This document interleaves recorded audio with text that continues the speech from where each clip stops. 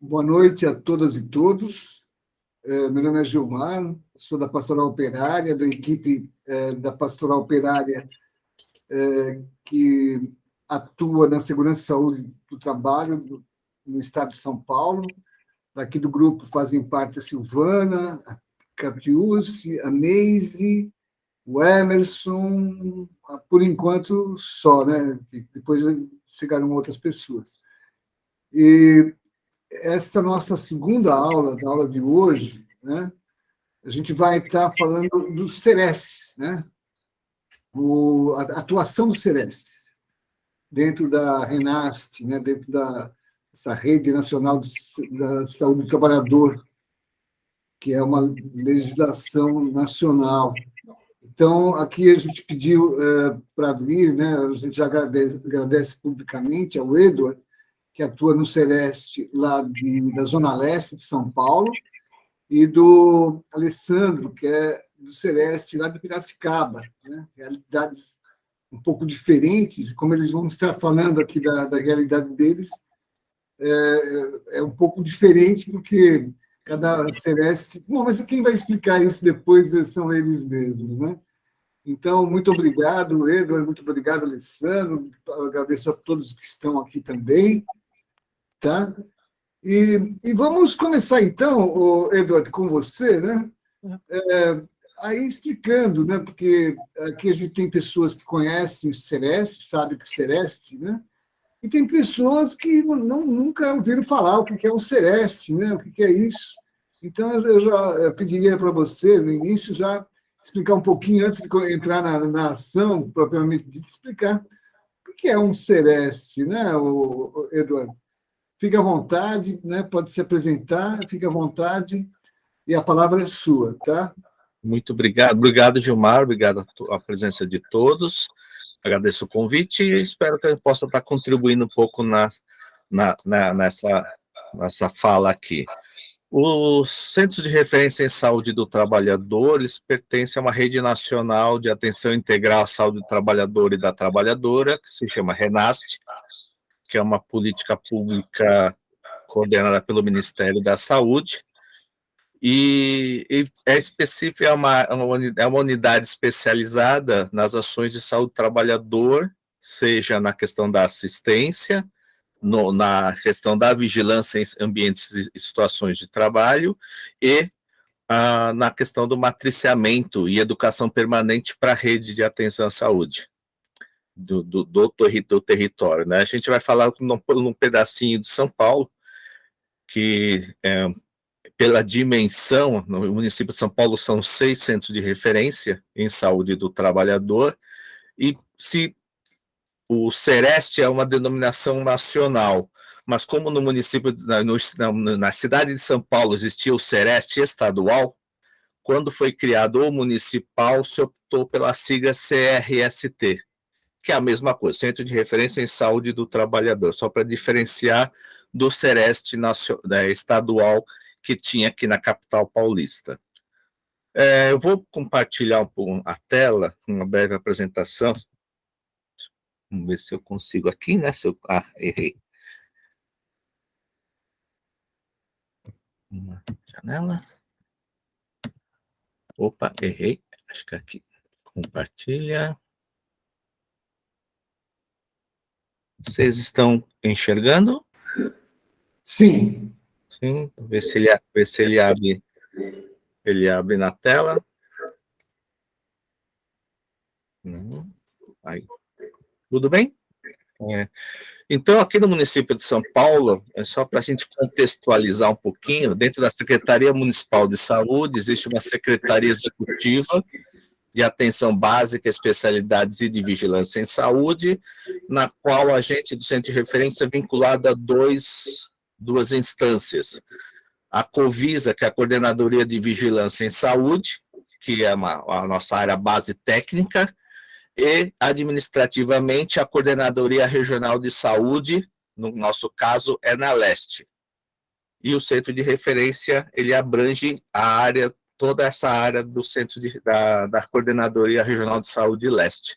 Só para a gente ter algumas informações, a população estimada de São Paulo em 2021 pela Fundação SEAD é em torno de 12.396.000 pessoas, na Zona Leste em torno de 2,5 milhões de pessoas, né, uma densidade demográfica de 7.398 habitantes por quilômetro quadrado.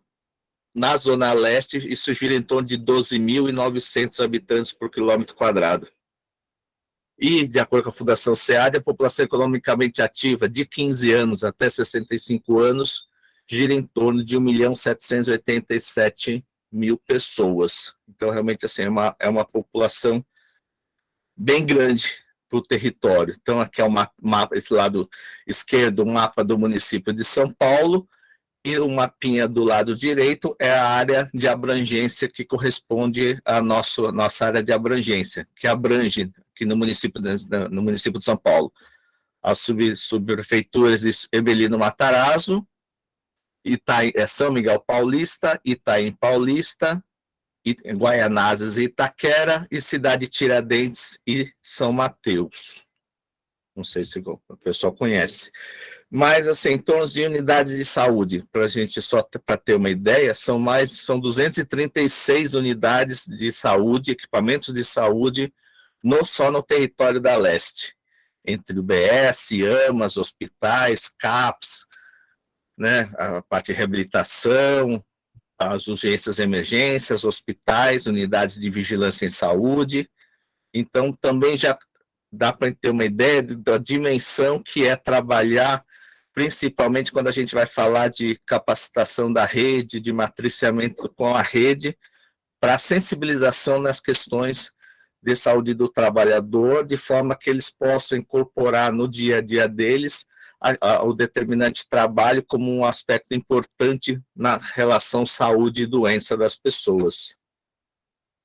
Então, só como uma breve, que o Centro de Referência é uma unidade especializada que desempenha essas funções de suporte técnico, de educação permanente, né, para os trabalhadores da rede, apoio matricial, e também como centro articulador e organizador das ações intra e intersetoriais em saúde do trabalhador, que também é um desafio. Como é que a gente consegue articular, seja com Conselho Tutelar, seja com outras secretarias, seja com o Ministério do Trabalho, para que a gente possa melhorar cada vez mais as nossas ações no território, né? Quem se destina ao centro de referência? A qualquer trabalhador, seja empregado, desempregado, estatutário, funcionário público, estagiário, né, que tenha sofrido algum acidente de trabalho ou que tenha algum adoecimento, mesmo que seja de suspeita inicialmente, de uma doença relacionada ao trabalho. Aí, como os centros de referência são divididos por região, né, então tem na região norte, na sul, na leste, oeste, centro, e na região sudeste do município de São Paulo, a gente, quando o trabalhador entra em contato conosco, a gente tenta, nessa prospecção, ver se ele trabalha ou mora na região da região leste. Caso ele não seja morador ou trabalhe na região, ele é encaminhado para o centro de referência respectivo da área. É uma forma da gente conseguir, até na questão de quando for tentar referenciar ele para um atendimento, para o tratamento dele, ficar mais fácil para fazer os encaminhamentos e articular com a rede do território. Quem pode encaminhar? Toda a rede de atenção à saúde, UBS, AMA, CAPS, pronto atendimento, hospitais. No município de São Paulo existem vagas no Sistema Integrado de Gestão e Assistência à Saúde, que é o SIGA Saúde, que são vagas específicas para médico do trabalho. Mas também a gente acaba fazendo agendamento por telefone e presencial em casos quando muitas vezes o Ministério Público encaminha, sindicatos encaminham os trabalhadores, os próprios centros de referência de assistência social, e, inclusive, outros trabalhadores, que muitas vezes passam no centro de referência e durante o processo de anamnese ocupacional, de atendimento da demanda, ele refere que tem outros colegas que estão com o mesmo problema. e muitas vezes ele mesmo acaba referenciando esses colegas a procurar o centro de referência, e a gente também faz essa via de acolhimento para a entrada no sistema. Geralmente a gente pede no primeiro atendimento que ele traga lá todos os documentos possíveis a respeito da suspeita do adoecimento, então, carteira de trabalho, cartão nacional do SUS, RG, CPF, se for regular PIS, PASEP, se já tiver aguardando perícia no INSS, COGES é da Prefeitura de São Paulo, às vezes é servidor público estadual ou do Estado, e trazer todos os relatórios médicos e de exames realizados que ele tenha a respeito do caso, que vai facilitar ao processo de investigação da verificação do nexo do adoecimento com o trabalho. Então, breve, fluxo, a letria deve estar meio pequena aí para vocês.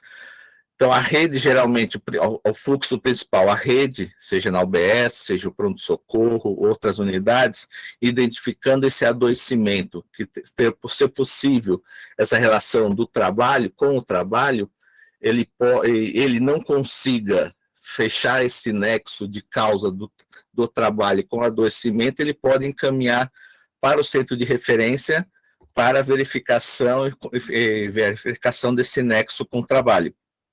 Chegando na unidade, ele vai ser acolhido, feito uma anamnese ocupacional,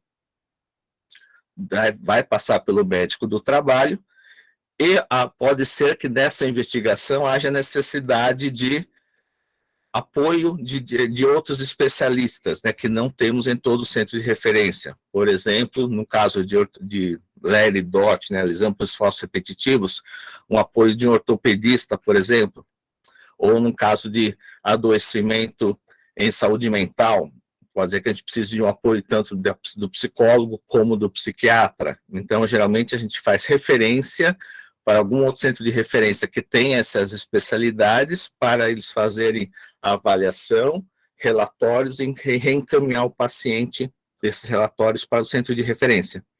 E aí, a gente pode ou descartar o nexo, e aí ele vai, mesmo ele aí descartando o nexo, ele necessitando de tratamento, a gente devolve para a unidade básica de saúde do território da onde ele reside, para que aí faça-se um encaminhamento para o tratamento. Se der o nexo com o trabalho, a gente vai fazer as devidas prosseguimentos, seja, por exemplo, na questão da CAT, no mercado formal, normalmente a gente tenta uma primeira conversa com a empresa, para que a empresa abra a CAT. Caso a empresa não abra, se negue a abrir, o centro de referência abre a CAT e dá os devidos prosseguimentos. Geralmente, ao preenchimento do SINAM, que a Maria Maína comentou na outra aula, né, que é o sistema de informação de agravos de notificação, e aí que são, só para passar rapidamente, são vários, né, seja de acidente de trabalho com material biológico, intoxicação exógena, câncer relacionado ao trabalho, dermatose ocupacional, lesão por esforços repetitivos ou doença osteomuscular relacionada ao trabalho, perda auditiva induzida por ruído, pneumoconiose, os transtornos mentais relacionados ao trabalho e também a questão da notificação de violência interpessoal ou autoprovocada, que serve, além de ser um instrumento da saúde, serve para dados epidemiológicos, para a gente poder programar ações numa outra área que a gente vai falar um pouquinho, que é a questão da vigilância também. Aí as devidas orientações, seja para o INSS, seja eventualmente uma capacitação de formação, então interlocução com a Secretaria de Trabalho ou alguma instituição, né, lá no nosso território, tem algumas, seja o Senai, tem outras ONGs que fazem capacitações, ou mesmo orientações para encaminhamento de volta para o sindicato da categoria, e quando há necessidade de tratamento, a gente encaminha para a rede de atenção à saúde, seja o UBS, às vezes seja um centro de reabilitação e outras demandas. Deixa eu passar aqui. E uma outra área, além da assistência isso pode gerar a questão de uma vigilância no ambiente de trabalho da empresa, que aí a gente, tanto na questão de acidentes, no caso aqui, primeiro, é um caso que aconteceu com essa empilhadeira, que na verdade era um dos donos, eles compram e vendem empilhadeiras, outros maquinários, ele estava levando para esse galpão da esquerda, é uma descida e curva, a empilhadeira virou e caiu em cima do próprio trabalhador, que era um dos sócios, né? E aí ele foi para um hospital, depois foi transferido para um hospital particular, que acionou o Sereste do município. Ele aconteceu em São Paulo, mas ele acabou indo para o município do ABC, e depois o próprio Sereste nos comunicou para a gente poder fazer a investigação, né? E quando a gente vai fazer a investigação, a gente olha todas as condições relacionadas à segurança do trabalho. No caso aqui tinha, por exemplo, compressor sem a proteção de correia, e aí, a partir daí, pode gerar um processo administrativo sanitário até para a empresa adequar as condições de trabalho, né? Seja em açougue, né? No caso de, por exemplo, serra-fita, marcenaria. Esse de baixo é uma empresa que é de borracha, e é onde estavam usando sílica na composição, então podendo gerar, né, casos de pneumoconiose, silicose nos trabalhadores. Ou mesmo aqui na Zona Leste, a gente tem realmente assim, um parque industrial, desde os mais modernos até, a gente chama de máquinas que já não devia nem estar mais no mercado. Esse aqui é um caso de uma prensa excêntrica, onde o trabalhador quase amputou um dedo quando estava ajustando a prensa. E aí, dessa vez, conseguiram reimplantar no hospital. Ou até situações de equipamento de proteção individual, como uma luva com grampo, para tentar tampar o buraco, digamos assim, né? Ou instalações elétricas precárias, com risco iminente de curto-circuito, etc., né? Até com meia pendurada para secar. Ou situações de extintor de incêndio vencido. No caso de cá, era uma empresa de bola de bilhar, então assim que muitas vezes, para chegar no outro andar, tinha que passar por essa prancha de madeira, né? São situações de risco que, no caso da direita aqui, né, com a grande... apesar de estar usando a máscara, realmente bastante pó nesse trabalhador, né, cadeira inadequada, ou mesmo condições mais básicas, né, de higiene, né, com sanitários em condições extremamente precárias, né? O caso de galvanoplastia. Então, são várias situações que, quando a gente acaba detectando, e a gente, dentro uma das coisas depois da assistência, pode decorrer a questão da vigilância nesses ambientes de trabalho, e a partir daí conseguir essa empresa adequa as condições de trabalho. Então, nessa parte de baixo é uma empresa que faz no breaks, então usa muito solda a ponto, né? E assim, os trabalhadores não usavam máscaras. Então, rapidamente era mais ou menos isso. A gente fica localizado em Itaquera, caso vai estar disponível. Se precisarem entrar em contato conosco, pode ser pelo telefone ou pelo e-mail do centro de referência. Deixa eu... Então, Obrigado, Edward. não sei se foi muito rápido ou acabei controlando o tempo. Não, foi ótimo, né? Até antes do tempo disponível, a gente começou 10 minutos depois, né? E agora 8 horas, mas deu para ter uma ideia muito boa, né? De como é o trabalho de vocês aí, tanto no aspecto do atendimento do trabalhador no caso de acidente, quanto no aspecto de vigilância, né? De ir no local de trabalho e identificar essas condições precárias aí que você falou, vários casos, né? Vamos fazer o seguinte, Eduardo, deixar agora o Alessandro falar da parte lá. Ok. E aí depois a gente vai para as perguntas, tá? Aí o pessoal pergunta tudo, ou para você ou para o Alessandro. Pode ser, podemos fazer assim, então? Beleza? Então vamos lá, Alessandro. Então,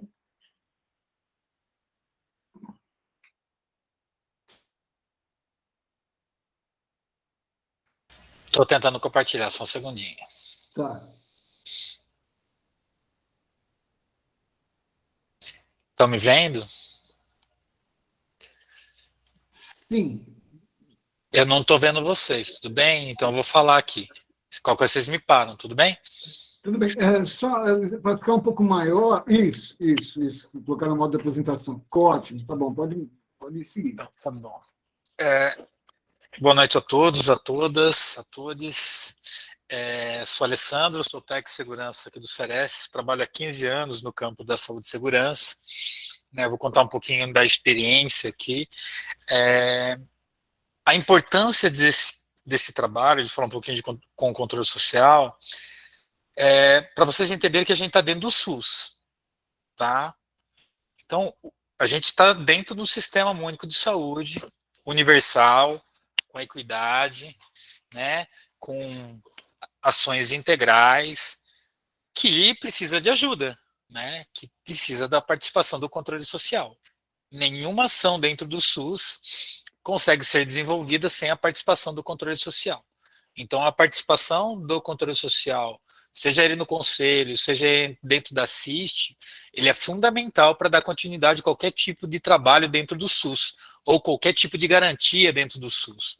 Porque só o serviço ele não dá conta de fazer todo esse controle, né? Tem prestação de conta, tem pressão, tem articulação política, que esse controle social pode fazer e deve fazer, porque senão o serviço fica à mercê de gestões que vão ao longo do tempo trocando de questão partidária, mas ao longo do tempo os serviços eles acabam se fragilizando, e isso é a necessidade desse trabalho conjunto e da importância da participação do conhecimento dos trabalhadores sobre esse tipo de atividade. Então, só fazendo esse processo de reflexão, para vocês entenderem, o Edward tinha comentado um pouquinho das ações, né? Então vou comentar um pouquinho daqui de Piracicaba, da nossa experiência. A gente faz o trabalho de vigilância ampliada, trabalha com educação permanente, trabalha no campo da assistência, no sistema de informação e nas inspeções sanitárias. Primeira coisa que eu vou fazer uma reflexão do que o Edward disse, a gente precisa separar algumas questões. O acidente de trabalho típico, o acidente de trabalho trajeto, ele tem uma característica, que é o quê? Eu acidentei de moto e fui para o primeiro atendimento, correto? Eu acidentei de moto e faleci no local, um exemplo. Então, isso é uma característica de que está envolvido diretamente no trabalho. Mas eu também posso fazer um trabalho, um olhar, de um adoecimento no trabalho, que seria o quê? Eu tenho um transtorno mental decorrente de trabalhar num banco, né, numa atividade bancária, durante 5 anos, ou num teleatendimento. E o agravamento aconteceu depois de 5 anos que eu entrei. Então, ele tem uma linha de tempo. E o tipo de serviço é diferenciado para o serviço de um acidente de trabalho. Uma exposição a um produto químico, né, um agrotóxico que vai adoecer o trabalhador, pode ser uma intoxicação imediata, mas também pode ser um cumulativo, que pode durar 20 anos, 10 anos, 15 anos, ou até 30 anos. Então, para vocês verem a complexidade de quando a gente fala do campo do trabalho, né? Então, a gente tem os casos imediatos e tem os casos de grande duração, de longa duração. Então, a gente vai contar um pouquinho dos exemplos que a gente tem de atividade. Né? Um exemplo aqui, teve um homem, né, que agrediu dentro do ônibus, matou 3 pessoas que estavam dentro do ônibus, aqui no município de Piracicaba, esfaqueou 3 pessoas e outras pessoas, muitos conseguiram escapar, outros foram agredidos e se recuperaram, mas é um processo que o serviço de saúde, a gente está falando de SUS, né, tem que fazer as buscas ativas desses trabalhadores, né, tanto do registro dos trabalhadores. Aqui era uma trabalhadora sindicalizada, ela trabalhava no sindicato dos metalúrgicos aqui, uma que foi morreu num local, a outra trabalhava numa empresa prestadora de serviço. Então, todas elas, para garantir o direito delas, garantir o direito dessa família ter algo, a gente precisou correr atrás, verificar se todas as notificações, todos os documentos estavam corretos, e principalmente o controle, né, o acompanhamento da família via a equipe de saúde local da região lá da família, para verificar se vai ter algum problema de transtorno mental na família, de acompanhamento, a questão social, se vai ter alimento para se alimentar, como fica essa família nesse contexto. Então, a gente desenvolve um trabalho de busca ativa para tentar garantir alguns direitos previdenciários e trabalhistas das pessoas que faleceram, mas também garantir todo um controle para não agravamento da doença e um controle ao redor da família, seja ele social ou seja ele de saúde. Então, essa articulação pode ser feita pelas equipes de vigilância em saúde. Especificamente aqui, a gente está falando de vigilância do trabalhador articulado com a rede. E nos outros casos aqui, foi um acidente que o trabalhador caiu do telhado, né? Ele é um trabalhador de 60 anos. Alessandro, você está movimentando a apresentação porque ficou... Ainda não, eu estou no segundo aqui, ó. Estou nesse aqui. Tá bom. Então, aqui é um trabalhador que faleceu, né, de um acidente de trabalho, com queda de altura. E o trabalhador foi atendido pelo SAMU, foi levado no hospital, ficou no primeiro momento no pronto-socorro e depois veio a falecer no hospital depois de 12 horas. Então, aqui no município a gente tem uma notificação, a notificação já acontece imediato ao momento do acidente, imediato não, mas é muito rápido aqui a notificação, nos casos de acidente grave, e normalmente a equipe vai para o local para verificar o que está ocorrendo e quais ações podem ser tomadas naquele tipo de acidente, né? Então, aqui era um acidente de um trabalhador informal, então, como a gente estava conversando no começo da nossa atividade, o que fazer num caso de um acidente com óbito de um trabalhador informal, quais os direitos desse trabalhador, como buscar, como dar o suporte para a família, seja no campo social, seja no campo previdenciário, seja no campo trabalhista, né? Então, são questões aí que o serviço acaba fazendo e tentando articular, não tendo todas as respostas, precisando um aprofundamento em cada caso. Também o Sereste faz vários tipos de acidentes. Aqui, se a gente for ver, aqui foi um acidente que ocorreu com um soldador, que morreu numa metalurgia durante uma movimentação de carga. O outro, um trabalhador caiu de 6 metros de altura e ela foi socorrido às pressas sem sentir as pernas. Esse trabalhador está sendo monitorado depois de 1 ano e meio pela gente ainda. A gente faz visita domiciliar para ele, para verificar como está a condição de saúde dele, se ele tem todos os direitos, se ele está afastado pelo INSS, se ele tem uma família que consegue atendê-lo nesse sentido. Então, é um trabalhador que conseguiu seus direitos, fez acordo na justiça e está conseguindo cuidar um pouquinho da saúde dele, mas com as sequelas do acidente. Também temos casos aí de acidente com um tanque da Cerâmica Limeira, onde matou 2 pessoas, né, onde tinha um trabalhador mais experiente de 60 anos e outro de 18 anos, no mesmo espaço, né? Então, todas as questões, gerou fiscalização, gerou ação, gerou relatórios de melhoria, mas também gera um acompanhamento desse outro lado que é da família e das pessoas que ficam. Naquele acidente que eu falei para vocês, que teve um acidente lá do trabalhador que ficou acamado e está acompanhado, a equipe do Sereste fez um trabalho com os cipeiros do setor metalúrgico, juntamente com os representantes do sindicato, onde a gente capacitou todos os cipeiros para promoção e prevenção de acidentes com trabalho em altura. Então, a gente levou todos os cipeiros em locais específicos, promoveu praticamente aí em 220 empresas, treinamento de todos os cipeiros dessas empresas, conjuntamente com vários atores importantes, aí, equipe de segurança, os diretores sindicais, dentre outros profissionais de alta qualidade com o tema trabalho em altura. Então, foi ações decorrente daquele acidente de trabalho. Também a gente teve outras ações, né, de acidente de trabalho, onde aqui um carpinteiro morreu durante uma atividade, uma grande obra. A gente desenvolveu... Você está vindo, leu aí. Oi? Desculpa. Então, aqui a gente fez um trabalho de um processo de fiscalização das obras de grande porte, né? A gente criou um trabalho de um checklist para as equipes Ceresp acabar fazendo, a gente fez um fórum de engenharia de trabalho para promover a melhoria da educação dentro das engenharias para o tema de saúde do trabalho. A gente está construindo laboratórios de EPIs, EPCs aqui na nossa região, decorrente de uma necessidade de uma avaliação dos equipamentos de proteção coletiva inexistente no Brasil. Então, a gente está, principalmente para redes, né, para guarda-corpos de grande guarda-corpo para esse tipo de trabalho. Então, a gente está criando os laboratórios para avaliar esses EPIs e esses EPCs. Então, a gente também tem acidentes com choque elétrico, né, onde a gente acompanha. Eu já investiguei mais de 20, 30 acidentes elétricos, né, com a rede elétrica, em todas as regiões. Já investiguei no sul, Santa Catarina, o pessoal me procura para investigar. Esse é um tema que eu fiz no meu mestrado, que é o acidente elétrico. E decorrente disso, a gente cria vários tipos de ações. A gente tem um relatório de acidente que permite aí o acesso da família na questão previdenciária, na questão da justiça. A gente publica artigos dentro das revistas jurídicas e de saúde para alimentar o sistema jurídico, para observar a questão do acidente de trabalho de forma diferente. A gente promove eventos de melhorias e de formação para os trabalhadores, tanto para as empresas como para os trabalhadores. Promove reportagens regionais, até estaduais, nesse sentido.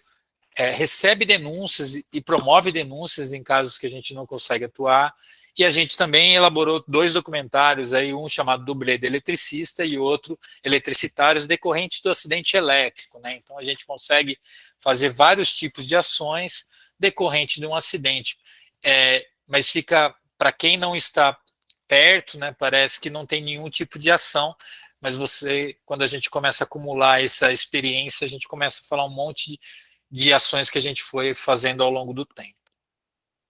Aqui também, fizemos uma campanha a nível nacional, envolvendo todas as distribuidoras, aqui são 5 no estado de São Paulo, envolvendo o Ministério Público do Trabalho, envolvendo a CVS, envolvendo a maioria dos Ceresp do estado de São Paulo. Essa campanha foi feita em novembro, dia 28 de novembro, era uma semana, a gente foi com folder dentro dos terminais rodoviários, né, para a gente conversar com as pessoas. A gente já foi para a escola, a gente fez reportagem fazendo a campanha de prevenção contra o choque elétrico. Também temos ações, né, decorrente da exposição do amianto, para vocês terem uma ideia. Aqui o amianto, nesse local que a gente está fazendo, que é a cidade de Capivari, ele parou de ser fabricado o amianto em 2022, mas desde 1940 e pouco até 2022 tinha trabalhadores que ficaram expostos. Então a gente precisa fazer um trabalho de retroativo, de buscar esses trabalhadores que ficaram expostos durante esse período, para a gente acompanhar a saúde deles ao longo do tempo.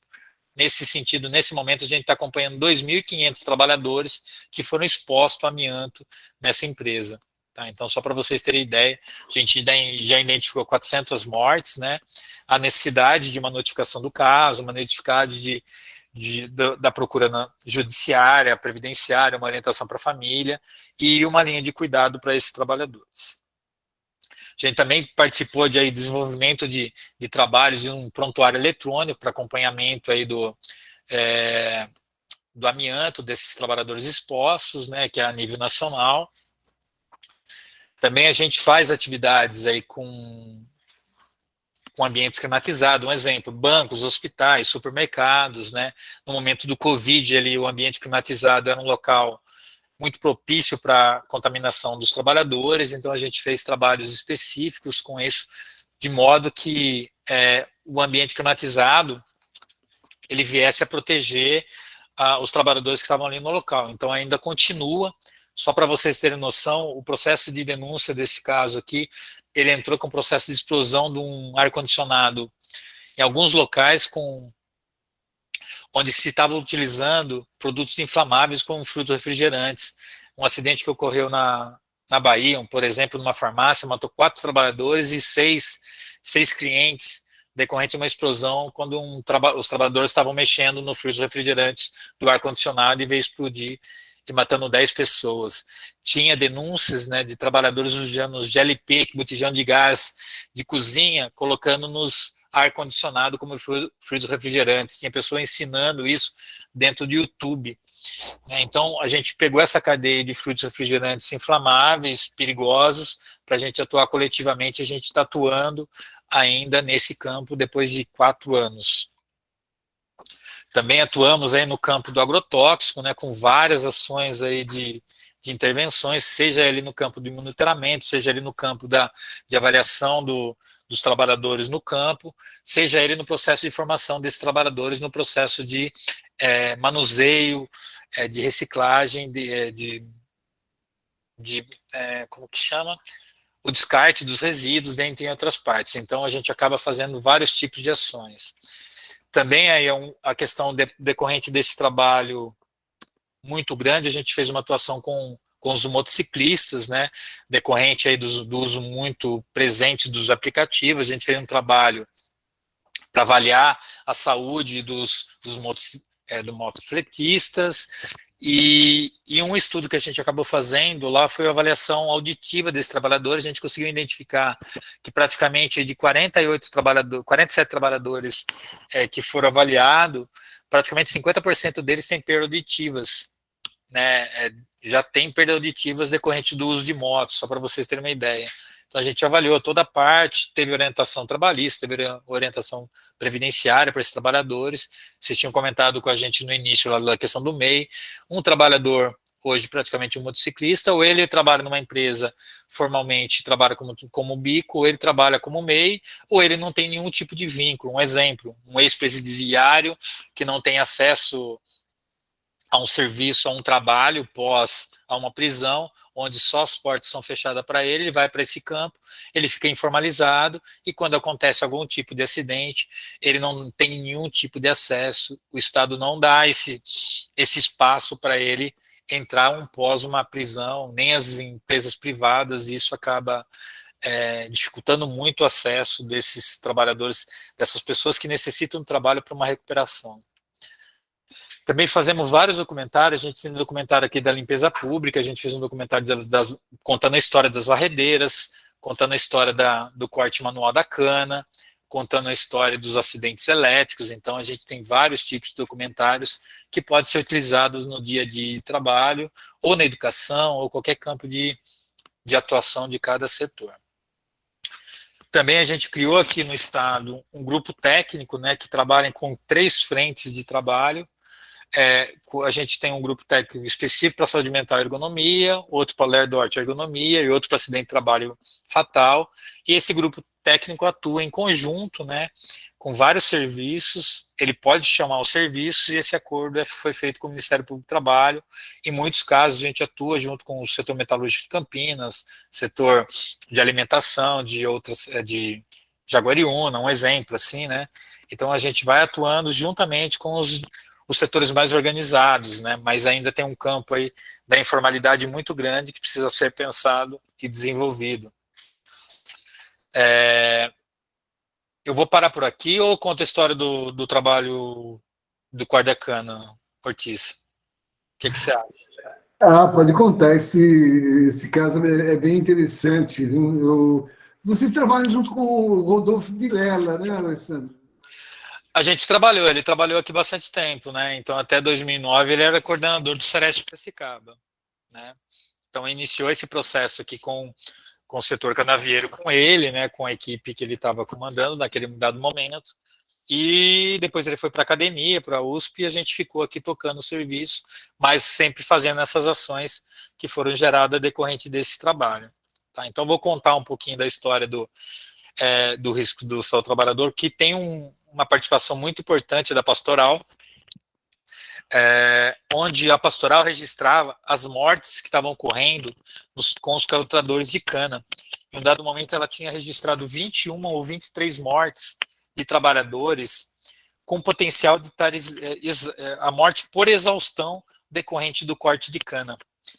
E nesse processo de investigação, né, que levou aí bastante tempo, né, de conduzir uma pesquisa, de conduzir investigação, de negociar com as instituições, negociar com todos os atores necessários, seja do trabalhador, seja do patronal, seja no processo de fiscalização, seja nas universidades, seja com o Ministério Público Estadual, Federal, com Polícia Federal, com o Ministério do Trabalho. Então, teve uma articulação muito grande para tentar promover uma melhoria no trabalho nesse campo. Então a gente tinha aí questão do agrotóxico, questão do transporte, ausência de condições sanitárias, alojamento, alimentação. Para vocês terem ideia, eu peguei trabalhador dormindo em chiqueiro, né, em local totalmente sem condições de moradia. O cara ia lá, cortava 20 toneladas, voltava para casa, bebia pinga, deitava naquele colchão totalmente irregular, sem um processo de banheiro adequado, sem um processo de alimentação, com o potencial de alimentação tá azeda, né, e para recuperar para no outro dia ele voltar a trabalhar nessas condições aí, com fuligem, com poeira, com calor, com radiação não ionizante, com processo de exploração, onde tinha uma questão de medida da cana. Essa medida também ela não era coerente com os trabalhadores, né, eles têm o potencial de... Tem um documentário chamado Quadra Fechada, né, que eles mudaram, os trabalhadores organizados, sindicatos, fizeram essa quadra fechada, que estava em torno de 20% a 30% de roubo, né, na medição da cana, quando fazia pelo método tradicional, que era do compasso, e quando era com quadra fechada, esse processo foi melhorado, teve um aumento de salário desses trabalhadores. E aí a questão do movimento repetitivo, o esforço físico intenso, né, o pagamento produção, que quanto mais o trabalhador corta, mais ele ganha, mas era uma...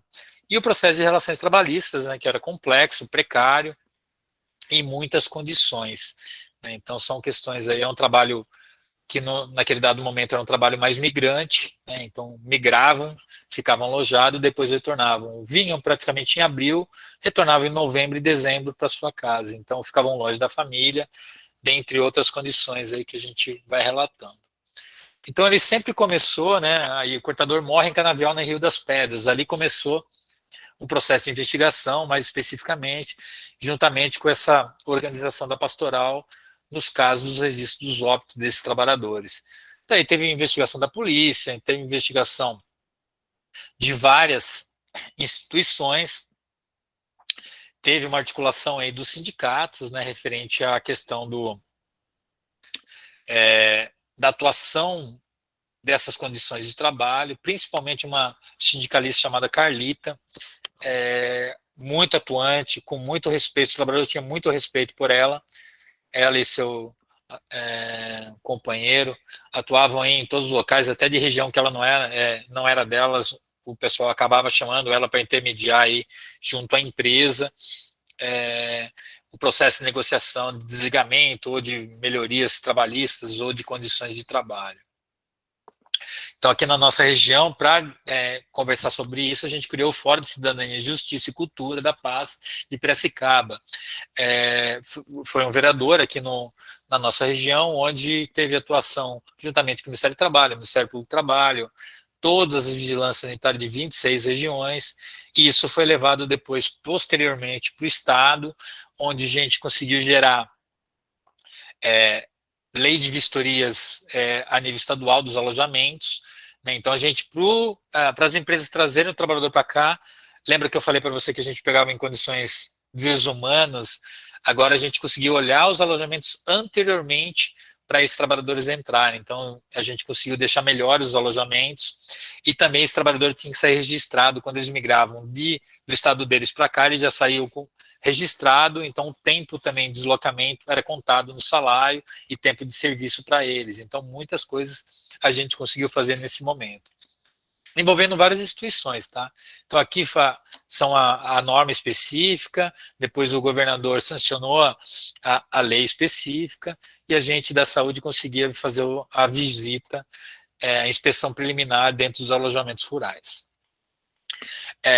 E também nesse contexto, né, teve o processo ambiental, que era a proibição da queima da cana, e isso foi fortalecendo também a nossa atuação, e migrando aí do corte da cana para o corte utilizando máquina, né, e finalmente, só para vocês entenderem, no começo a gente pegava os trabalhadores cortando 8 toneladas, mas com o pagamento de produção e com a regra que as empresas estavam falando, esses trabalhadores, um exemplo, em 2003 estavam cortando 8 toneladas, 2005 já estava cortando 10, 2012 já estavam cortando 12 toneladas, um exemplo. Porque quando eles colocavam como régua, quem não cortasse a média do período que eles ficassem de 12 a 15 toneladas, eles não vinham no próximo ano.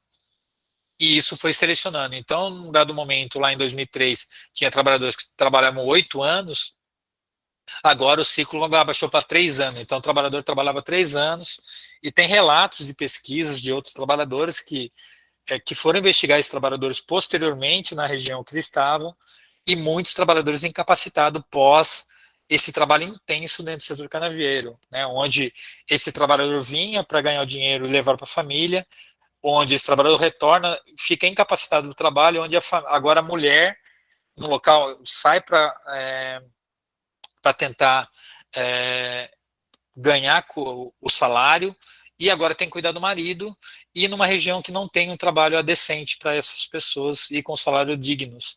Então, olha a complexidade que gerou esse tipo de atividade. Então, aqui gerou vários documentários, vários artigos científicos, né? A gente fez avaliação de campo, nutricional desses trabalhadores, acompanhou no campo aí a questão da ergonomia também. A gente fez uma medição aqui do controle da frequência cardíaca, para vocês terem ideia, né? A média desse trabalhador aqui é 150 batimento cardíaco, muito maior do que um batimento cardíaco do maratonista. Eu estou falando de 8 horas, o maratonista fica 2, 3 horas correndo. Então, olha a complexidade do trabalho. Mas só que esse cara volta no outro dia, o maratonista se recupera, o maratonista tem um acompanhamento de alimentação, tem um acompanhamento de recuperação, mas o trabalhador não tem nada disso, e no outro dia ele volta para trabalhar com essa média cardíaca. Tem estudos que falam que esses trabalhadores, a maioria deles com essa intensidade de trabalho, juntamente com a ausência de tomar líquido coerentemente, água, né, esses trabalhadores têm ficado hipertensos, muito deles ficaram hipertensos, tá? Para vocês terem uma ideia. A gente também fez avaliações ambientais, que gerou um documento, um trabalho da Fundacentro, que é um aplicativo hoje que mede a atividade no campo, da temperatura do IBTG, é um site específico que você consegue ver em qualquer região do Brasil. Aqui só para vocês terem ideia, né, tudo aquela faixa laranja lá é um período que, pela regra, pela lei, não poderia estar trabalhando, aí praticamente das 11h30 até as 1h20 não deveria ter trabalho, e na amarela deveria parar, trabalhar 45 minutos e descansar 15 minutos. Só um exemplo assim, do que eu estou falando para vocês.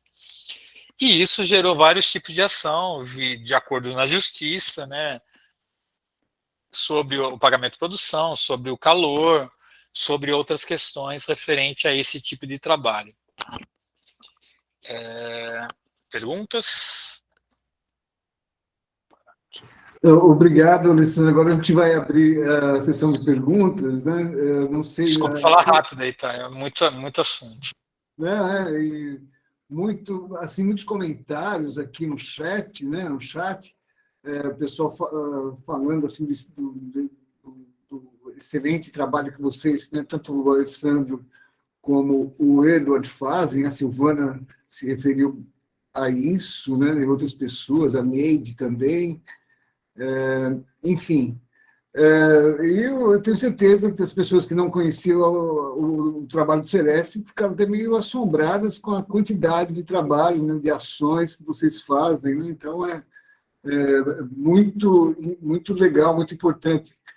E interessante que, quando eu falei do Rodolfo Vilela, né, que trabalhou lá no Sereste de Piracicaba, essa ação de hoje, né, é uma ação, uma atividade que vem oriunda de uma campanha nossa, da Pastoral Operária, de acidente de trabalho não é culpa da vítima, né? E o Alessandro, o Rodolfo Vilela, junto com o Hildeberto Almeida, o Pará, que são os autores, né, de vários trabalhos nessa linha aí de acidente de trabalho não é culpa da vítima, que até nos serviu de referência para a gente fazer essa campanha, que há alguns anos a gente já faz, né? Todo ano, a gente, no 28 de abril, a gente lança uma campanha com um tema, e durante o ano a gente desenvolve várias atividades para a campanha, inclusive essa é uma delas, né?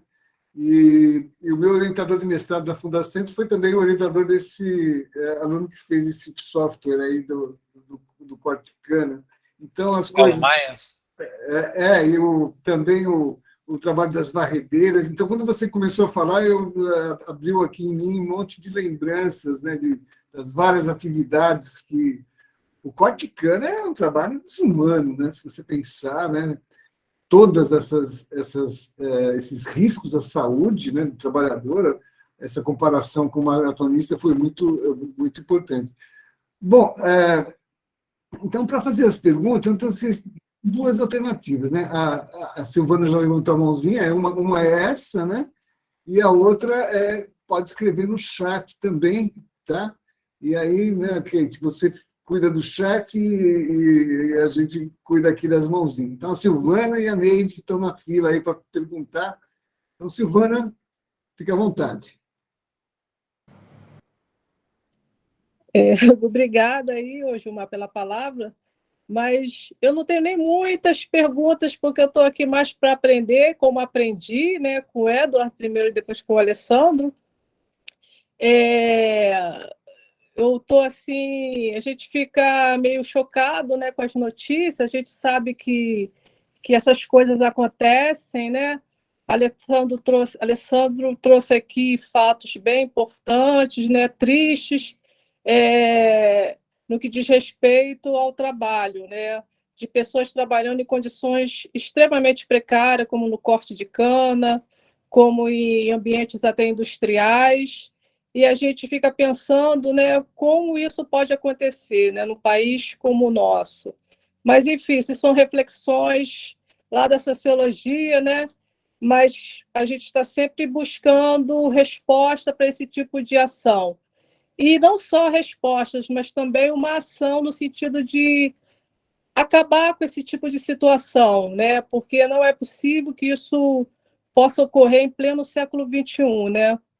Pessoas sendo maltratadas dessa forma, sendo mais maltratada do que animais até, né? Tem muito gado aí sendo extremamente bem tratado e o ser humano no canavial sendo tratado de forma tão vil, né? E, então, são fatos que deixam a gente perturbados.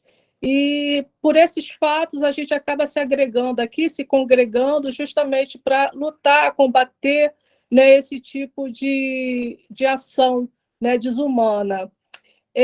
Eu queria dar meus parabéns a vocês dois, que fizeram uma excelente explanação. Eu aprendi muito com os dois, né?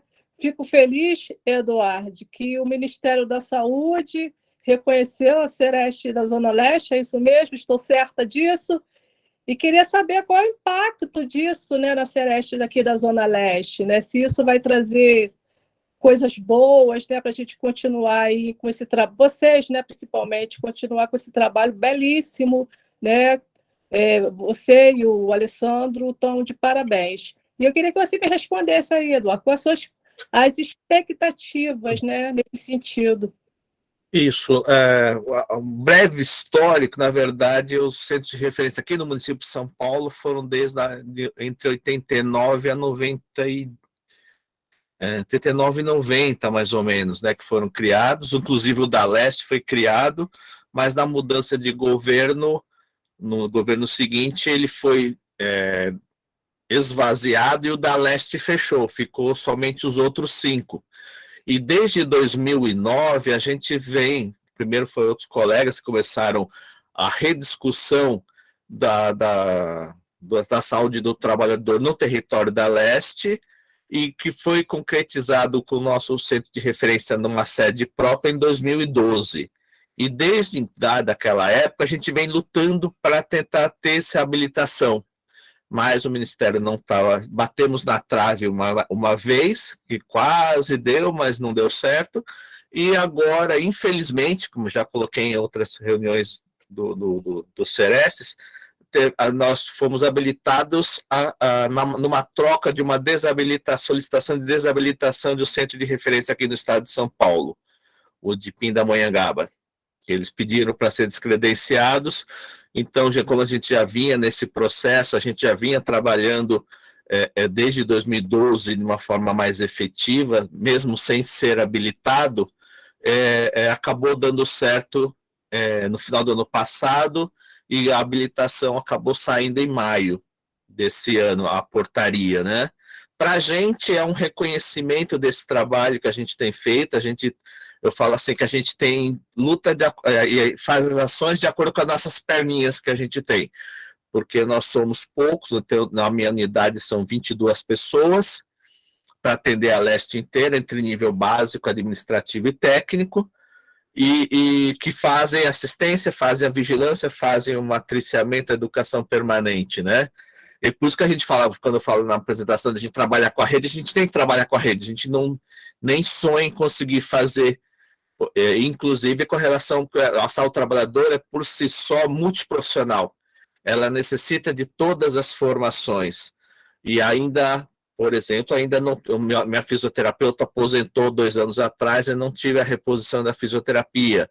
Então, na verdade, a gente vem batalhando, chegou gente nova, chegou assistente social, chegou umas enfermeiras na minha unidade, a gente tem ainda vaga de médico e enfermeira para compor dessa leva que a prefeitura tem chamado, mas ainda faltam outras capacidades que ainda a gente tem lutado para solicitar, questão do por isso que como o Alessandro falou, a gente é SUS, a gente é Sistema Único de Saúde, e a gente precisa, por isso que o controle social é importante, porque é necessário, a gente tem batalhado e solicitado concurso público, isso lá desde, acho que o último grande foi em 2014, né? Então há necessidade ainda da gente, para poder ampliar nossas ações, termos melhores condições para conseguirmos abranger e atender de forma adequada as demandas na assistência, na vigilância, no matriciamento, para um território do tamanho do nosso, que são mais de 195 quilômetros quadrados de área territorial que abrange o CRST da Leste, né? E para a gente, então, é mais do que um reconhecimento. Existe, obviamente, uma verba do Ministério da Saúde, da Renasce, que vem por mais uma verba que vai vir para o município, para as ações de saúde do trabalhador, e a gente tem conseguido utilizar essa verba, e aí a nossa expectativa é cada vez mais poder ampliar, podemos fazer mais ações em cada uma das nossas frentes, né? E aí o controle social, a gente teve uma eleição recente, eles recém-empossados o nosso novo conselho gestor, e a gente espera que a gente consiga caminhar um pouco mais, né? Realmente, desde a reforma trabalhista, previdenciária, a pandemia, os conselhos gestores, os sindicatos, etc., o que a gente tem contato aqui no município de São Paulo, tiveram uma perda muito grande, né? Realmente, a próprias reuniões, a gente teve que trabalhar a questão da reunião online. Então, quem sabe agora com o novo conselho eleito e recém-empossado, a gente possa ir retomando de novo as ações para lutar pela saúde do trabalhador, né? E da trabalhadora do nosso território. É isso. Legal, Eduardo. Na minha fila aqui é a Neide, né? Neide que vai perguntar agora. Pode falar, Neide, abre o microfone e fica à vontade. Quando eu estava divulgando, né, essas palestras, eu fui questionada por que eu queria participar, se eu já estava até aposentada, você nem trabalha mais. Agora, veja, eu trabalhei 27 anos, aposentei, e um monte de coisa que eu não sabia, né? Aí eu simplesmente respondi para a pessoa, o que eu aprender lá, eu posso divulgar para as pessoas que não sabem. Foi o que eu respondi. Porque a Silvana falou da injustiça, e a gente sabe que existe muita injustiça por parte das empresas. E, às vezes, as pessoas não procuram os direitos deles, por medo de perder o trabalho. Aconteceu isso com meu sobrinho lá na usina, igual ele citou aí a usina de Promissão, ele se machucou, como foi um cortezinho pequeno na testa, ele colocou um boné e continuou trabalhando, e não falou que machucou. Entendeu? Então, é assim, as pessoas, às vezes, a maioria, né, não sabe dos direitos, e quando sabe, tem medo de perder o trabalho. É isso. Alguém quer comentar em cima da Neide, do que ela falou? Posso falar. Eu acho que o processo do medo ele é muito comum, seja ele no campo mais organizado de uma empresa multinacional, mas seja ele também no campo de um processo de negociação de um MEI com uma empresa, né, de porte, ou um autônomo que não vai falar dentro de um condomínio uma formalização. Eu estou trabalhando dentro do condomínio, se eu falar, exigir algum tipo de direito, eu posso não entrar mais dentro de um condomínio para construir. Então, esse processo de pressão, ele existe em todos os campos, né? Então, o trabalho é uma complexidade gigante, e isso é uma luta coletiva, né? Não é uma luta local, nem espaço. Por isso, da necessidade, como a Neide disse, da visibilidade para conhecimentos. Sem visibilidade e sem transparência nesse assunto, a gente vai ficar no submundo falando sobre esse assunto, né? A gente vai conversar realmente do que é trabalho e o que o trabalho representa na saúde de todo mundo, no seu dia a dia, desde quando a gente começa para o campo do trabalho até quando a gente vai para o processo da aposentadoria. Então, precisamos refletir sobre isso. Só para contribuir, Gilmar, eu acho que o que a Neide falou é extremamente importante, visto que quando a gente até faz um matriciamento, muitas unidades chegam para a gente e falam, nossa, não sabia que vocês existiam. Chega até esse ponto, a gente fala, não, nós existimos, fazemos isso, aquilo, a gente... E assim, por isso que por isso que eu falo, aqui no município de São Paulo, parte é culpa nossa, com certeza é culpa da saúde do trabalhador, que nesse processo todo a gente não apareceu mesmo. Então, na verdade, a questão do matriciamento com a rede, ela é um aspecto extremamente importante, e principalmente agora, na fase que nós estamos vivendo aqui no município de São Paulo, onde a maior parte dos estabelecimentos de saúde são terceirizados com as organizações sociais de saúde, as OSs, é mais um fator que dificulta quando a gente vai falar em matriciamento. Há uma rotatividade muito grande de trabalhadores nessas unidades. Então, aí existe cada OS disse um contrato de gestão com metas definidas. Então, você chegar e falar, o trabalho tem relação, há necessidade de notificação. Por isso que é um processo em andamento, porque, na verdade, como São Paulo é grande, a gente está tentando agora, esse ano, começar uma conversa já mais estruturada na questão de matriciamento, junto com as OSs, porque a gente tem que planejar para o ano seguinte, para a gente poder cada vez mais nos fazer conhecer, para melhorar essa interação dessa referência e contra-referência dos trabalhadores. Então, para a gente aqui no município é um desafio também extremamente importante. A gente pensa que não tá tudo já com a receita pronta.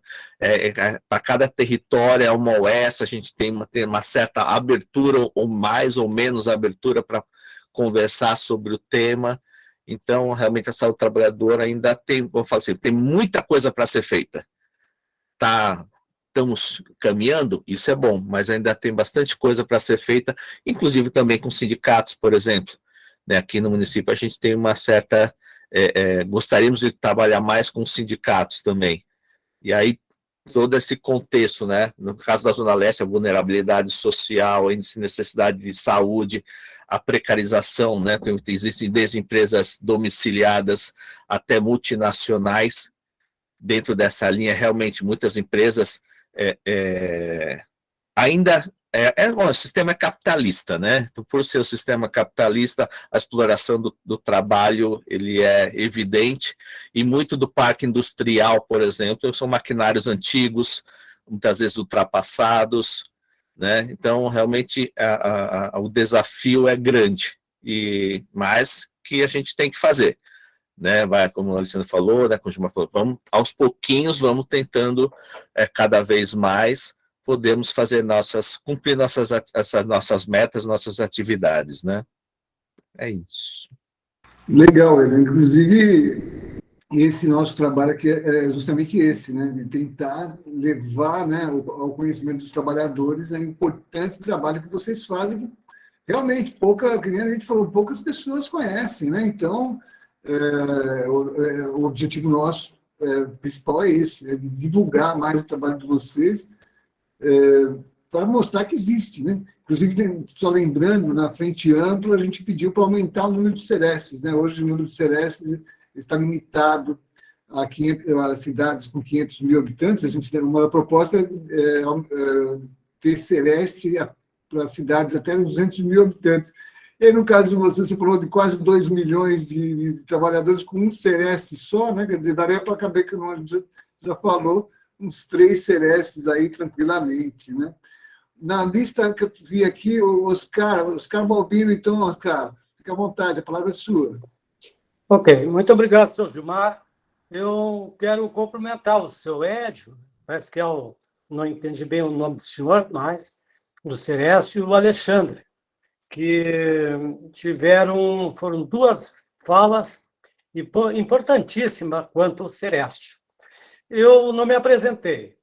Eu sou Oscar Balbinotti, sou de Pelotas, estado do Rio Grande do Sul, sindicalista desde 1970, coordeno a saúde do trabalhador e trabalhadora do município de Pelotas, então, com a coordenação da CIST, e represento, dentro da CIST, a Casa do Trabalhador, onde se reúne vários sindicatos, como os metalúrgicos, a alimentação, derivados de petróleo, postos de combustível, lojas de conveniência, a turma que trabalha de saneamento básico, né? Então, é enorme, dos bancários, tem muitos sindicatos. Eu represento esse grupo que está relacionado dentro da Casa do Trabalhador, mas todos têm as suas sedes individuais.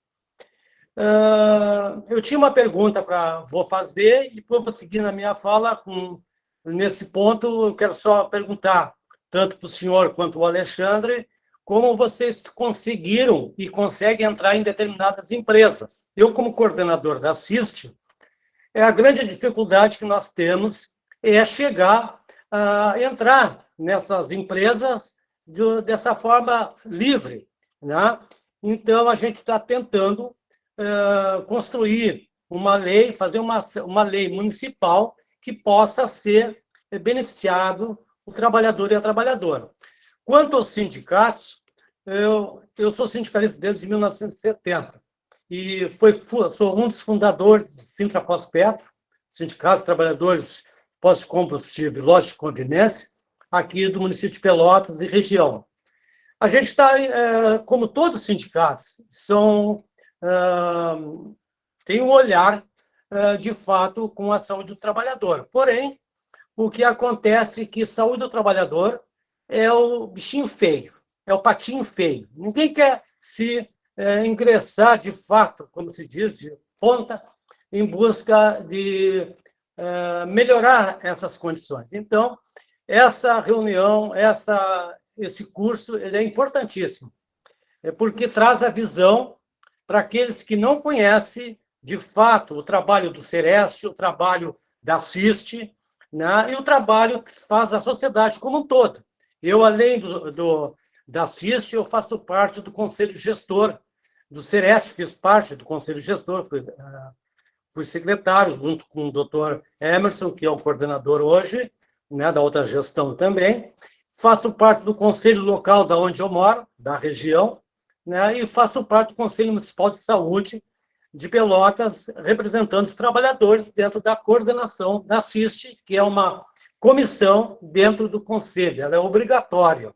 A CIST é uma comissão que ela é obrigatória. Onde tiver conselhos municipais de saúde, é obrigado a ter a comissão de saúde do trabalhador e trabalhadora. Assim, a gente tem um retrato das necessidades que essas pessoas, esses trabalhadores e trabalhadoras, têm tanto na cidade quanto os trabalhadores da agricultura, os trabalhadores rurais. Então, para terminar, eu quero mais uma vez cumprimentar os senhores, o senhor Gilmar, toda essa participação dessas pessoas que hoje estão e já tiveram em outras anteriores, e que eleva-se cada vez mais. Nós aqui temos uma série de dificuldades, principalmente quando ocorrem acidentes muito comum em frigoríficos. É uma área aqui no sul que é complicada. A região de Pelotas tem muito frigorífico, a região de Bagé, a região da Campanha tem vários frigoríficos onde tem constantemente acidentes no trabalho. As pessoas, no uso, no manejo do trabalho com a carne do gado, muitos acidentes ocorrem. Também nos engenhos de arroz, que também é uma produção muito grande, tem vários acidentes. Então, a gente tem esse compromisso. buscar melhorar as condições de trabalho, melhorar a prevenção, fazer um trabalho de prevenção, uma capacitação de todos, para que evite esse excesso de pessoas que, no decorrer da vida profissional, muitos são afastados definitivamente, como o Alexandre colocou, doenças pulmonares e tudo. E nós também, nos postos de combustível, tem a questão do benzeno. Anos atrás, eu fiz um acompanhamento com a Universidade Federal de Pelotas sobre a contaminação do benzeno nos trabalhadores de postos de combustível e lojas de conveniência. Nosso sindicato buscou a questão da mulher que trabalha nos postos de combustível, quando grávida, esteja no período de gravidez, ela tem que ser afastada, não trabalhar na área de abastecimento. Assim como qualquer outra atividade profissional, a mãe, a mulher grávida, tem que ter esse olhar de afastar de certos trabalhos que vêm prejudicar a gestação do nenê e, com isso, tem problemas muito grandes para a criança. Então, essa é a preocupação. E essa reunião, esse curso tem essa visão. Eu cumprimento a todos e muito obrigado. Eu acho que cada vez mais, principalmente os sindicatos, como vocês colocaram, tem essa importância, tem que ter essa visão. Nós, não vou dizer que somos os grandes, mas a gente busca essa perfeição. Então, eu gostaria só de colocar uma outra coisa que eu vejo a necessidade. A necessidade que eu vejo, o Alexandre colocou também, e o senhor do Sereste, eu vejo que a CIPA ela é importantíssima. Em outros momentos eu já comentei esse fato. E o Alexandre me colocou uma ideia muito interessante, trazer os cipeiros, de fato, para esses encontros, para eles trazer para nós o que acontece dentro dessas empresas, que muitas vezes a gente não chega ao conhecimento. Então, o cipeiro é importantíssimo, o sindicato também, assim como todos nós que discute saúde do trabalhador e trabalhadora, tem essa importância. Muito obrigado a todos. Continuamos. Tá? Obrigado. Obrigado. Nós é que agradecemos, Oscar, a presença, a contribuição. Então, pergunta aí, Eduardo e Alessandro, como é que faz para entrar nas empresas? O Alessandro quer começar? Eu falo? Eu posso responder, tranquilo. Também. Oscar, existem várias possibilidades de entrar na empresa. Tá? A pergunta é, o que você quer fazer dentro da empresa? Essa que é a grande questão. Né? Então, a pergunta é, eu posso entrar dentro de uma empresa como autoridade sanitária, com a questão de um agente sanitário, desde que esteja uma regulação no campo jurídico, mas eu posso entrar numa empresa sem estar presente na empresa. Exemplo, escutar os trabalhadores de fora, ouvir os trabalhadores, apontar todos esses pontos, não estando mais a voz dos trabalhadores numa narrativa que não precisa estar no ambiente de trabalho, correto? Então, para mim entrar dentro desse espaço, existem X formas, depende de como a gente quer fazer isso. Né? Então, isso é super importante. Entrar no espaço para ver olhar uma máquina, como o Eduardo disse, uma prensa em gato de chaveta, precisa um processo de negociação, ou autoridade dentro do município ser autoridade para entrar, ou o Ministério do Trabalho, ou o Ministério Público, existem várias formas que podem ser entradas. Não vejo problema nisso. Para você ter uma ideia, hoje a gente não tem dificuldade de entrar na empresa. Hoje a empresa aqui na nossa região, decorrente de muito tempo de experiência, não tem problema nenhum com isso, nenhuma empresa. Eles até informam a gente antes de todo o trabalho que a gente fez. Então, você fica representado dentro desse espaço. Quando não entra, porque é uma questão que não foi desenvolvida naquele local ainda, né? Toda essa articulação fechada com todos os campos, seja legislativo, executivo, judiciário, isso está muito cercado, então a gente não tem nenhum problema com isso. É raras exceções, mas aí ó, a consequência para quem não deixa entrar, o cara nunca mais vai fazer isso, só para você ter ideia, a avalanche de instituições que vai para aquele local que não deixa entrar é gigante, então são coisas diferentes. Tá? Aqui no município de São Paulo, a gente tem além do Código Sanitário Municipal, que tem os artigos na qual a gente é autoridade sanitária, o secretário municipal de saúde todo semestre publica no Diário Oficial a listagem das autoridades sanitárias. Então, no caso, quando a gente vai fazer vigilância, a gente, embasado na portaria do secretário e no Código Sanitário Municipal, a gente usa também, se embasa também no Código Sanitário do Estado de São Paulo, para fazer a ação. Como o Alessandro falou, lógico, se você vai, de repente, você vai fazer alguns projetos, por exemplo, teleatendimento, a gente não foi tanto com olhar de vigilância, foi uma questão de projeto, como a gente está desenvolvendo também, que deu uma parada, vamos ver se agora a gente começa a retomar, que é do pessoal das empresas de manutenção, limpeza, principalmente a gente está conversando com dentro dos shoppings aqui em São Paulo, para analisar o trabalho, as atividades que tem e propor junto com o sindicato melhorias no processo de trabalho. Então, são algumas... É uma forma um pouco diferente, lógico, você tem que chegar, tem que fazer, como o Alexandre falou, uma negociação com a empresa, né, para poder fazer adentrar, dependendo do projeto, mas no caso, por exemplo, numa ação em acidente de trabalho, seja no adoecimento, quando a gente vai entrar em termos de para verificação de nexo, a gente acaba entrando como autoridade sanitária, e aí a gente usa a nomeação e o Código Sanitário como embasadores para as ações. Tem empresa no município, raras também, mas que não permite a entrada. E aí tem toda a questão, né? Chama a polícia militar, vai fazer BO, é lavrado um auto de infração, de impedimento de entrada. Então, tem alguns procedimentos administrativos que, como a Alessandra falou, às vezes aí estende, né? Que aí muitas vezes chama a vigilância ambiental, aciona a subprefeitura, então tem outras ações que acabam impactando também depois a empresa, além da própria questão da multa, né? Que aí pelo Código Sanitário tem alguns quantificadores, dependendo do grau de infração que é feita pela empresa, né? Não sei se esclareci. Esclareceram sim, né? Como o Alessandro falou, a empresa dificilmente vai deixar de atender, né, com vários mecanismos que vocês têm aí. Alguém ia falar alguma coisa, mas aqui... Eu queria só colocar uma fala. Nós entramos, assiste, tá? O Conselho Municipal de Saúde assiste, já entra em muitas empresas, mas algumas barram a entrada, no caso, para pessoas poder entrar, não liberam, em outras palavras.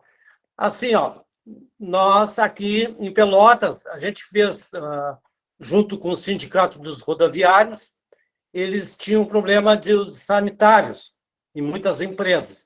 E a gente fez um trabalho praticamente mais de um ano. A gente visitou todas as empresas, todos os terminais rodoviários e constatamos como estavam as condições dos banheiros dessas empresas.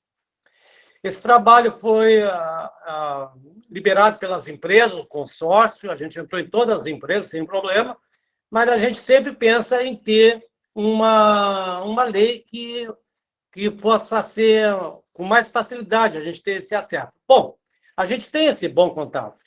E a gente fez, junto com o Sindicato dos Rodoviários aqui de Pelotas, todo esse acompanhamento, né? Visitamos todas as empresas, tiramos fotos, condições de banheiro, apresentamos no conselho. O resultado disso foi feito, então, no terminal rodoviário aqui da cidade, um local com banheiros, com sala para alimentação, descanso. Foi tudo feito, mas depois de um trabalho de mais de um ano. A gente passou um ano com representações da CIST, né, do Conselho Municipal de Saúde, da Visat, do Sereste, todos nós tivemos um trabalho, foi feito isso aí. Mas foi liberado. Mas tem muitas empresas que muitas vezes não deixam a gente. Aí tem que procurar o Ministério Público do Trabalho, etc. E tal. Mas haveria uma possibilidade de ter uma lei no município que pudesse facilitar quando a gente precisasse fazer essa vistoria. muitas empresas, como o senhor Gilmar coloca, elas não Oscar, permitem. Oscar, Sim. mas o assiste não tem poder, é só Sim, deliberativa. não. Sim. Ela não pode ser Ela, fiscalizatória, né? Então tem não, ela atribuições não é. diferentes. Sim, Tem não. atribuições diferentes. Isso. Assiste não é uma comissão de fiscalização, ela acompanha as fiscalizações. Ela só assiste, ela encaminha, faz encaminhamento para o conselho e o conselho toma as providências a seguir que vai sobre essa recomendação que a gente peça para fazer determinadas ações, tem que passar pelo conselho, isso tudo isso dá dela. Eu sei que ela não é fiscalizadora, mas ela tem a liberdade para acompanhar a fiscalização, o Sereste, a Visat, e nós aqui, eu faço um trabalho dentro do Sereste, representando a Assiste do município. Trabalhamos em conjunto, e dentro disso aí tem uma longa caminhada. Mas a minha pergunta básica, como fazer uma lei, se é possível fazer uma lei do município que abrange essas condições para a gente ter acesso, com mais, não liberdade, mas... Oscar, então, uma das propostas que nós apresentamos lá na Frente Ampla, além de aumentar o número de Serestes, foi justamente dar poder de polícia para os Serestes, tá? Então, é através de política mesmo, né? Olha, gente, já deu 9 horas, né? Então, a gente está indo para o final da...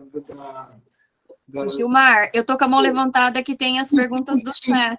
Sim, eu vou, justamente. Então, eu só estou levantando aqui 9 horas, né? E aí eu tenho aqui você, Kate, né, para fazer a pergunta do chat. E a Silvana tinha levantado a mão também, o Emerson levantou. Mas, pessoal, olha, vamos procurar ser mais sucinto, porque 9 horas já deu, nosso horário já foi, tá? Então, vamos tentar... assim, ser o mais breve possível para não ultrapassar muito o nosso horário, que já está ultrapassado, tá? Então, por favor, Kate, você está com a palavra. Tem uma pergunta da semana passada que eu acho que vai ser bem legal para ser respondida hoje, tá? E uma pergunta da semana passada que vai ficar para a terceira aula, que cabe mais na questão da terceira aula. Maria Mello, ela colocou assim: eu queria saber uma questão que nem sei se faz parte do assunto. Se uma empregada quebra a máquina de lavar, ela tem que pagar? É considerado acidente de trabalho? Então, essa é uma questão que eu acho que é bem bacana de definição do acidente de trabalho. Outra pergunta, deixa eu só... Teve várias manifestações, o Gilmar já leu algumas, eu vou ler algumas manifestações e depois tem pergunta. A Neide Alves, segmento muito importante, visando a proteção dos trabalhadores. A Nilceia, sabem do que são, ela colocou um trecho bem bacana. Sabem do que são feitos os direitos, meus jovens? Sentem o seu cheiro? Os direitos são feitos de suor, de sangue, de carne humana apodrecida nos campos de batalha, queimada em fogueiras. Juíza Federal Raquel Domingues do Amaral. Ela também colocou o que vocês acham. Vocês acham que os políticos e os sindicatos dão a devida importância ao tema? Ela falou que já sabe a resposta, mas queria ouvir de vocês. A outra questão que ela coloca... na opinião de vocês, a terceirização aumenta a possibilidade de acidente de trabalho? E mais uma manifestação da outra Neide, muitas empresas falham na parte da prevenção. Eu queria só colocar, aproveitando que estou com a palavra, duas questões. Alessandro, na sua apresentação, eu vi que você colocou link de documentários. Depois você pode passar esse link para a gente disponibilizar para o pessoal? Tá, que acho que é bastante bacana. Outra coisa que eu acho legal, se vocês puderem, explicar essa situação, né, a relação da CIST, para o pessoal entender melhor como fica essa relação da CIST, Sereste, né, E só deixar aqui uma questão que eu sempre que tenho possibilidade de falar para as pessoas, eu faço questão de lembrar que dentro do nosso sistema, seja ele municipal, estadual, federal, existem as instituições do governo e nesses espaços também existem possibilidades de participação da população. E a gente não participa, né? Então, assim, são várias as fontes, né? Vamos falar assim, vários os segmentos que a gente pode participar. A gente tem participação na área da saúde, a gente tem participação na área da segurança pública, a gente tem diversos tipos de participação e a gente não ocupa esses espaços que nos são dados. Muitas vezes nós nem sabemos que eles existem. E só que eu falo uma coisa para vocês, os espaços existem e eles são ocupados. Se não for pelo trabalhador, são por outras pessoas, e essas outras pessoas, se elas não forem trabalhador, elas não vão defender o direito do trabalhador. Então, assim, fiquem atentos aos espaços que vocês podem ocupar nas suas cidades, no seu estado, seja ele um órgão municipal, estadual, né? Mas fiquem atentos a isso, porque está tudo lá. E se a gente não se manifesta, ouvidoria da polícia, a gente não participa de um conselho participativo que fala sobre a parte de cuidado da nossa cidade, da conselho de saúde que trata da UBS que está ao nosso lado. Então, assim, vamos procurar o que existe na nossa cidade, vamos ocupar esses espaços. O trabalhador, a sociedade organizada tem força. Não é só a representação, ela tem força, mas a gente precisa ocupar. Senão o pessoal ocupa e delibera na nossa frente, né? Então, passo a palavra para vocês, se ficar alguma dúvida, eu refaço as perguntas. Eu vou responder. Pessoal, estou muito cansado mesmo, estou trabalhando desde as 6 horas da manhã, estou no serviço ainda, tá? Por favor, vamos finalizar, porque a minha mente já não me ajuda mais, tá? Então, vou tentar responder bem rápido para vocês. Na questão da empregada doméstica, com certeza esse nem trabalho, tá? A questão é para que caminho vai. Ele pode ser notificado no Sinan, mas tem uma questão previdenciária que vai ter que ter um bom advogado para entrar e verificar os direitos dela como empregada doméstica, com certeza. E não tem direito da proprietária cobrar isso, porque se fosse a proprietária, a máquina ia quebrar também. Então não é a lógica da trabalhadora. Ela não pegou e jogou a máquina em cima de um edifício e jogou ela para o chão, né? Ela quebrou porque estava em funcionamento. Então a empregada não deu, a contratante não deu as condições necessárias para a trabalhadora. É igual uma máquina de campo, qualquer tipo de situação. No campo lá da terceirização, da construção das leis, elas são todas diretas, né? Então, tem muita história por trás, as pessoas não conhecem, e ao longo do tempo isso vai ficando, né? Os jovens hoje não têm nem noção do que é qualquer tipo de lei trabalhista. A gente só perde, as pessoas nem consideram que está perdendo, porque não conhece história, não conhece nada dessa garantia. Então, a gente só perde. E na relação dos políticos, da questão do sindicalista, o que eu vejo é a ausência das pessoas nesses espaços, né, não garante. Eu posso dizer que muitos sindicalistas que eu conheço em muitas questões, os sindicalistas estão segurando na rédea para conseguir isso, para negociar um acordo coletivo, para negociar muita coisa que está dentro do acordo das convenções coletivas. Isso garante muitos direitos, não perder tanto, né? Estão perdendo lentamente, mas estão perdendo. Mas estão segurando muitas coisas importantes que foi conquistado ao longo do tempo, mas é uma luta desleal, né? O poder do capital é muito grande frente a esses grupos, né? Então é muito desleal nesse sentido e ausência. E essa discussão política, um exemplo, a gente pega aí o deputado federal, tá? Quantos que representam trabalhadores, quantos que representam outros? A gente não tem força, né? E a gente não ocupa os espaços que a Kate falou, nos conselhos, nos outros. Não, a gente está. Eles estão, você pode ter certeza que esse pessoal está todo lá no conselho, só a gente que não está presente neles. Tá? Só para colaborar nessa discussão, rapidamente, a questão do acidente é isso mesmo, lógico que é um trabalhador, no caso da moça da máquina de lavar, não tem direito, concordo com a Alessandra, não tem direito de cobrar. Com relação aos políticos, se valoriza a questão do trabalhador, não valorizam, acho que o próprio governo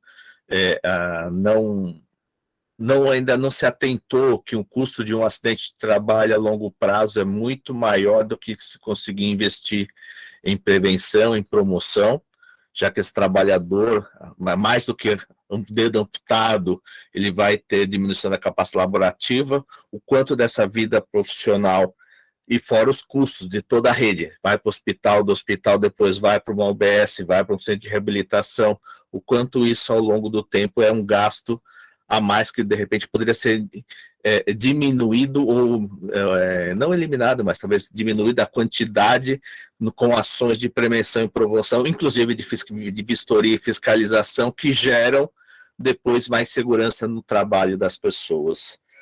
Com essa terceirização, com certeza, terceirização, quarteirização das atividades favorece, além da questão do contrato às vezes mais precário, das relações trabalhistas, a possibilidade de acidente de trabalho, né?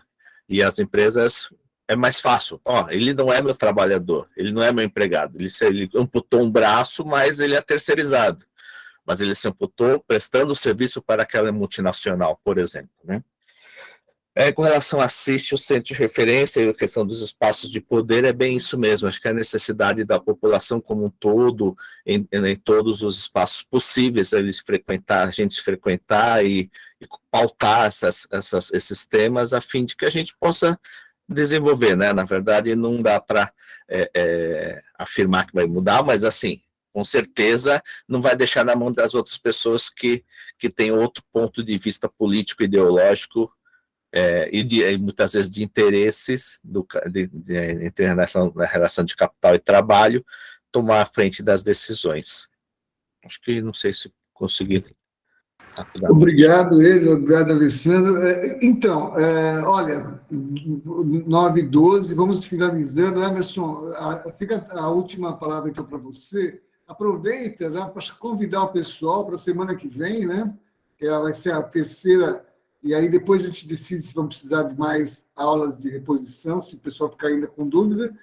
E aí você já fala um pouquinho, né? Que a gente vai falar sobre direitos, né? Na parte jurídica, na semana que vem, você você e a Silvana estarão comandando, né, essa aula, né? Palestrando lá, e aí já aproveita e já faz um convite para o pessoal para comparecer, então, a semana que vem. Tá? Perfeito. Então, agradecendo Eduardo e Alessandro pelas palestras de excelência que foram. Realmente a gente sempre, como um eterno aprendiz, estamos sempre agregando conhecimento. E a minha pergunta seria muito objetiva no aspecto qual a metodologia que é utilizada por ambos os CERESTs na questão da porta de entrada. Efetivamente, o cidadão, com seu problema, com sua doença ocupacional, com seu acidente de trabalho, ele procura uma UBS.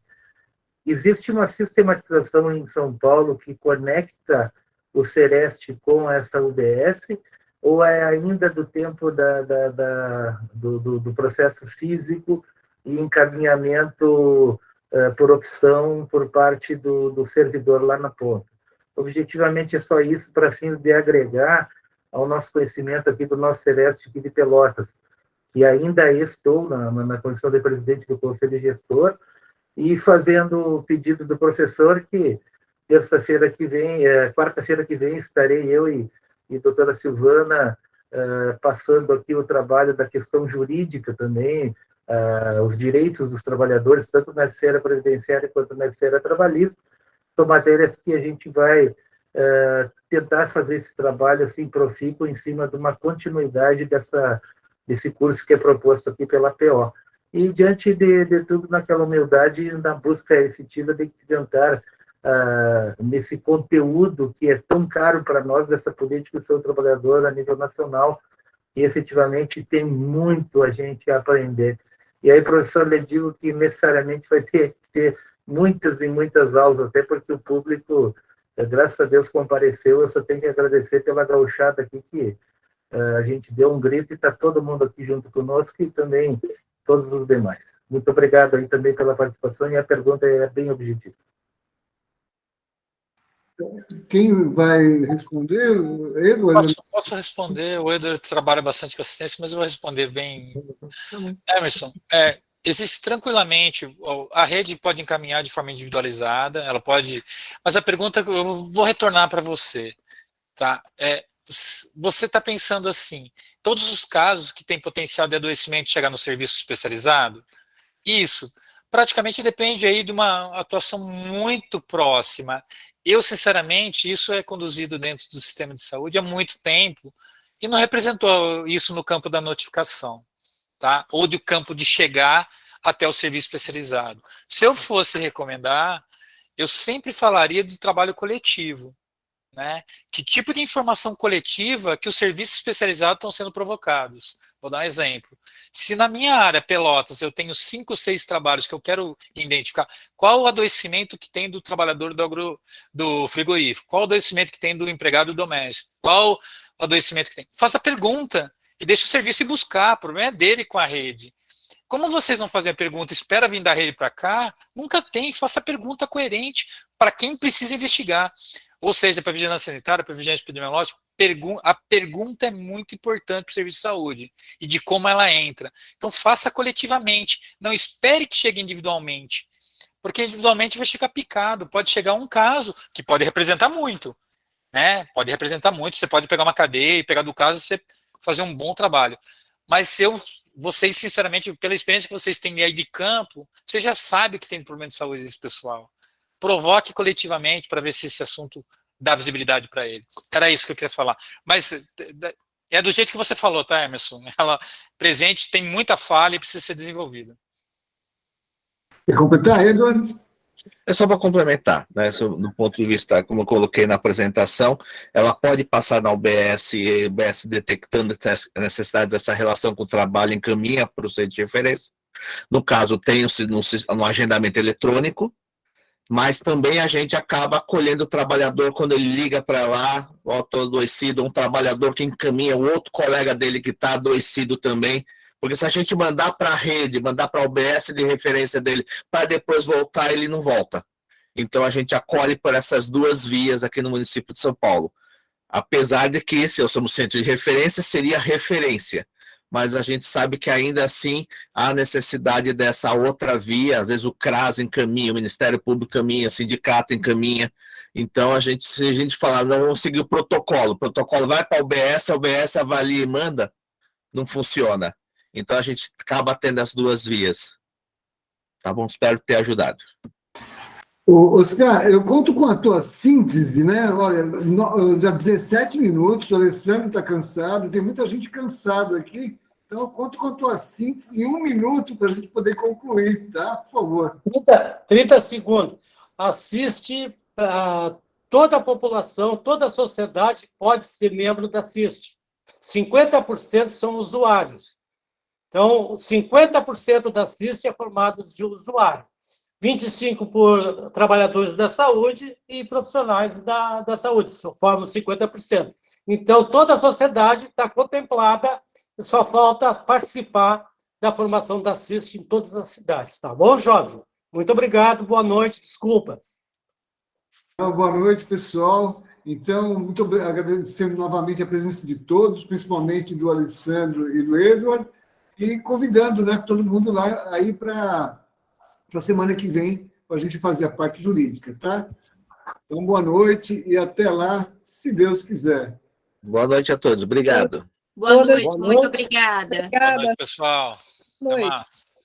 Boa noite a todos. Tchau, Até a tchau. todos. Até lá.